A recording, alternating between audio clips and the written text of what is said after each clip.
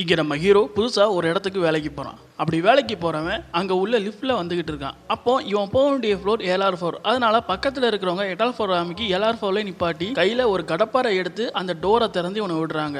இவன் வெளியே போனதுக்கப்புறம் அங்கே இருக்கிற சீலிங் எல்லாமே குட்டி குட்டியாக இருக்குது. அதை பார்த்து இவனும் ரொம்ப ஆச்சரியப்படுறான். இப்போ ஒரு வழியாக இவனும் இன்டர்வியூ நடக்கிற இடத்துக்கு போயிட்டான். அங்கே இன்டர்வியூ பண்ணுறவர்கிட்ட ஏன் இந்த பில்டிங் இவ்வளோ ஷார்ட்டாக இருக்குது அப்படின்னு சொல்லி கேட்குறான். அதுக்கு அவர் சொல்கிறாரு, நம்ம கம்பெனியோட சேர்மன் இருந்துட்டு அவரோட ஒய்ஃப் வந்து ரொம்ப ஷார்ட்டாக இருப்பாங்க. அதனால அவங்க ரொம்ப ஹைட்டாக இருக்கிற சீலிங்கை வந்து விரும்ப மாட்டாங்க. அதனாலேயே நம்ம சேர்மன் மொத்த பில்டிங்குமே ஆஃபாக தான் கட்டியிருக்காரு. இதில் தான் நீங்கள் வேலை பார்க்க முடியும் அப்படிங்கிறத சொல்கிறாங்க. நம்ம ஹீரோவுக்கு ரொம்ப வறுமையில் இருக்கான். அதனால வேற வழியே இல்லாமல் இந்த ஜாப்லையும் சேர்ந்துக்கிறான். அது மட்டும் இல்லாமல் கொஞ்ச நாள் ஒர்க் பண்ணும்போது திடீர்னு ஒரு ட்ராலி எடுத்து தள்ளும் போது பின்னாடி யாருக்குமே தெரியாத ஒரு சீக்ரெட் ரூம் இருக்கு. அதை கண்டுபிடிச்ச நம்ம ஹீரோ கொஞ்சம் கொஞ்சமாக உள்ளே போய் அதில் என்ன இருக்குன்னு சொல்லி பார்க்க ஆரம்பிக்கிறான். இதுக்கப்புறம் என்னாச்சு அப்படிங்கிறத நம்ம செகண்ட் பார்ட்டில் பார்க்கலாம். ஓகே, பாய்.